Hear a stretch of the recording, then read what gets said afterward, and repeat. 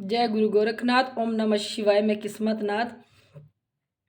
हमारे यहाँ पे केस आया था, यही पास का था, पास के गांव का ही था केस। तो उसने बाहरले देश जाना था। वो बहुत जगह धक्के खा के आ चुका था, हर धाम पे जा चुका था। और एक धाम पे तो वो पूरा 1 साल लगा के आया। वो टीले पे भी गया, राजस्थान, वहाँ भी वो रह के आया, पर उसका काम कहीं नहीं बना। तो जो उसके रिश्तेदार थे वो हमारे धाम पे आते थे। तो उसने कहा उस लड़के से कि तूने सब जगह धक्के खा चुका है, अब हमारे कहने पे शिव धाम पे चल, जहाँ पे हर किसी की मनोकामना पूरी होती है और हर काम पूरे होते हैं। क्योंकि हम उस गद्दी से बहुत पुराने जुड़े हुए हैं। हमारा जो भी काम हमने उस गद्दी से कराया, हमारे वो काम बनते चले गए। आज भी हम इस गद्दी की वजह से ही बैठे हुए हैं, क्योंकि इस गद्दी ने हमारे सारे काम कर दिए।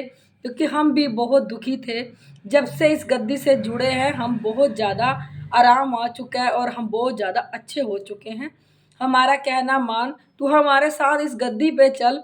जब तेरा काम कहीं नहीं बना तो एकमात्र शिव धाम पे जाके तेरा काम बन जाएगा। तो वो लड़का अपने रिश्तेदारों के साथ यहाँ शिव धाम में आया, यहाँ गद्दी पे आया।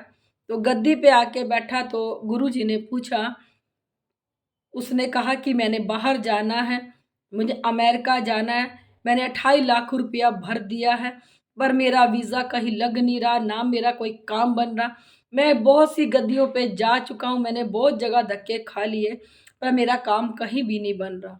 तो गुरुजी ने कहा, तेरा काम कैसे बन जाएगा, जब तेरे भाग्य में लिखा ही कुछ और हुआ है, तो तू बाहर कैसे चला जाएगा। तो वो लड़का बोला, गुरुजी मुझे आपकी बात समझ में नहीं आई। कहते तेरा इतना भयानक एक्सीडेंट लिखा हुआ है, जिससे कुछ भी हो सकता है तेरे साथ, तू मर भी सकता है, तेरी टांग बाँ भी टूट सकती है, अपाइज होके भी तू बैठ सकता है, कुछ भी हो सकता है तेरे साथ। तो बच्चा कहने लगा कि आपके धाम की मैंने बहुत सुनी है, आपने सबके ऊपर कृपा करी है गुरुजी, मेरे ऊपर भी कृपा करो और अपना आशीर्वाद बनाए रखो। तो गुरुजी ने उसको धागा दिया और कहा, ये धागा बांध ले और दरबार की सेवा कर। तो वो रोज आके दरबार की सेवा करने लग गया। उसको अभी सेवा करते को 3 दिन ही हुआ था और 7 चौकी गुरुजी ने उसको भरने के लिए कहा था कि दरबार में आके तूने 7 चौकी भरनी है। तो 3 दिन हुए थे यहाँ सेवा करते। वो आता था डेली दूध लेके अपना, जो भी उसने सामान, शिवलिंग की सेवा करनी, दरबार की सेवा करनी, वो बच्चा जो भी उससे होता था वो दरबार के लिए वो करने के लिए आता था सेवा। यहाँ पे उसको सेवा करते को भी 3 दिन ही हुआ था। तो कनकों का टाइम हो गया था और वो लोग भूस भी बनाते थे। और रात को वो अपनी ट्रैक्टर लेके अपने खेतों में गया।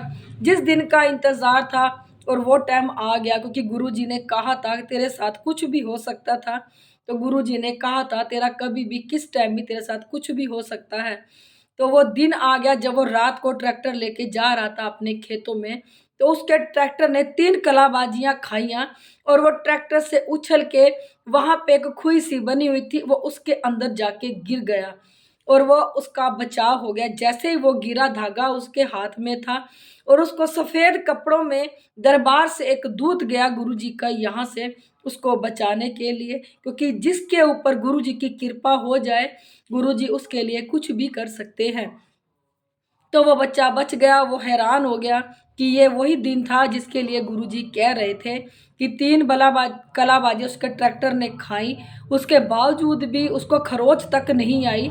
वो ये देख के बहुत हैरान होया और 2 दिन बाद इस गद्दी पे आया और कहने लगा, गुरुजी जैसा आपने कहा था वैसा ही हो गया मेरे साथ। इसी की वजह से मेरा वीज़ा लग नहीं पा रहा था और इसी की वजह से मैं जा नहीं पा रहा था। और उसके ऊपर एक प्रेत भी था, जो प्रेत उसका कोई भी काम बनने नहीं दे रहा था, ना उसको कहीं जाने दे रहा था। तो फिर गुरुजी ने उसका प्रेत भी उतारा। प्रेत उतारने के बाद गुरुजी ने कहा, अब यहाँ पे अपनी 7 चौकी पूरी कर, उसके बाद तेरा सारा काम बन जाएगा और तू बाहर भी चला जाएगा। क्योंकि उसने डोंकी के द्वारा बाहर जाना था, उसने डोंकी लगा रखा था।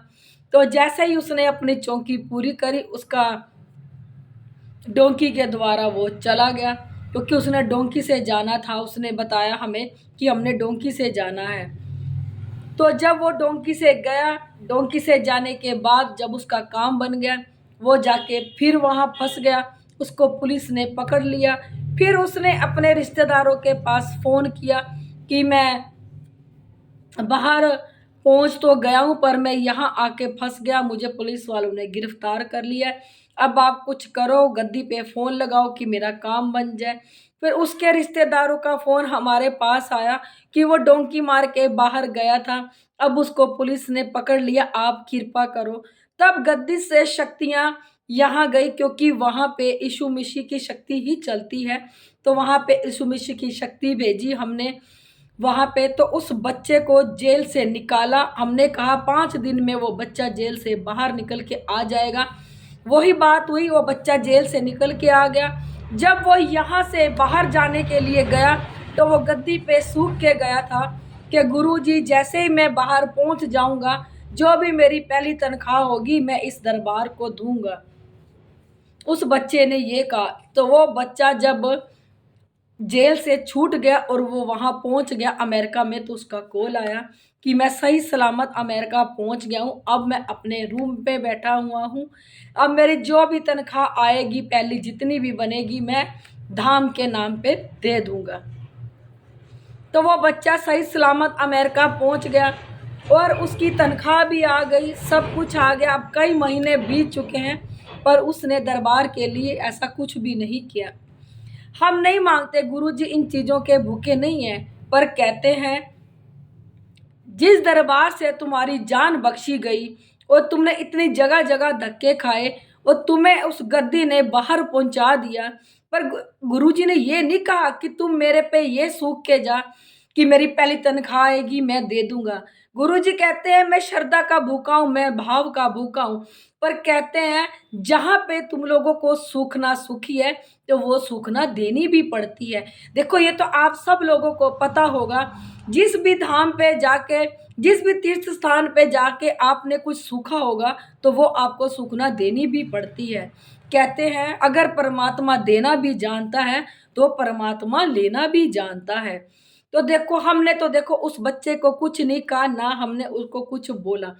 सब कुछ हमने अपने गुरुजी के हाथ में छोड़ दिया, क्योंकि ना तो हमने उस बच्चे से कहा था कि इस दरबार में सूखना सूख के जाओ, या तो सूखना सूखते हो फिर उसको पूरा करो।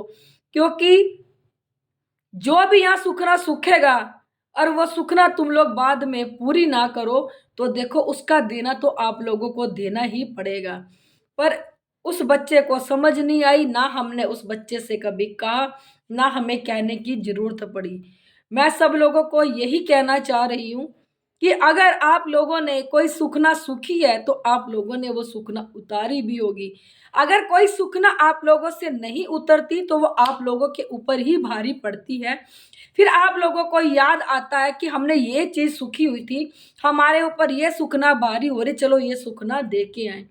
कहते हैं अगर भगवान के दर से तुम कुछ मांग रहे हो ना, या भगवान को कुछ कह रहे हो कि हमारा काम पूरा हो जाएगा, हम आपको ये दे देंगे, तो देखो आपको वो देना ही पड़ता है, या तो कुछ सुखो ही ना। भगवान तुमसे कुछ मांग नहीं रहा, जो तुम्हें इतना कुछ दे रहा है, क्या वह तुम्हारा लेने का भूखा होगा? नहीं होगा। पर जहाँ खड़े होके आप लोगों ने कुछ सूखा है, देखो अपनी सूख तो आपको हर किसी को देनी ही पड़ती है। अगर परमात्मा को देना आता है, तो उसको लेना भी आता है। मैं अपनी हर वीडियो में कहती हूँ, इसमें भी कह रही हूँ, यहाँ पे गुरु गोरखनाथ और भोलेनाथ साक्षात प्रकट हुए थे। यहाँ पे गुरु जी के 12 मुंह थे और सांप वाली पूंछ थी। भोलेनाथ बच्चे रूप में प्रकट हुए थे।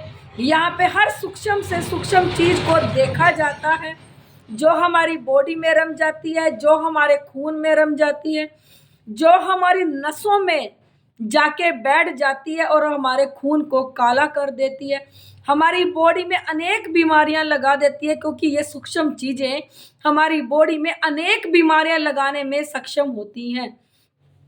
फिर हमारा घर चलता फिरता बीमारियों का घर बन जाता है, क्योंकि भूत प्रेतों के अंदर इतनी गंदगी होती है, जो हम जब हमारी बॉडी में आती है, तो इतनी गंदगी छोड़ देते हैं हमारी बॉडी के अंदर कि हमारा घर चलता फिरता बीमारियों का घर बन जाता है। फिर हम डॉक्टरों के पास भी जाते हैं तो रिपोर्टों में कुछ नहीं आता, रिपोर्टें नॉर्मल आती है। फिर भी हमारे शरीर में वो तो हमें ही पता होता है क्या हो रहा है, दर्दें उठती हैं, सोया हमसे नहीं जाता, काले परछाए हम लोगों को दिखते हैं, क्योंकि डॉक्टरों को इन चीज की समझ में नहीं आती। डॉक्टरों को नहीं पता, क्योंकि खुद उनके अंदर सूक्ष्म से सूक्ष्म चीजें बैठी होती हैं, तो वो लोगों को क्या समझेंगे, क्योंकि वो इन चीजों को मानते ही नहीं। जिन पे बीतती है, जिनके साथ होती है, वो तो उन लोगों को ही पता होता है कि हमारे साथ क्या हो रहा है क्या नहीं। अगर आप लोगों को मेरी वीडियो अच्छी लगती है, इसे लाइक, सब्सक्राइब और शेयर जरूर कर दिया करो।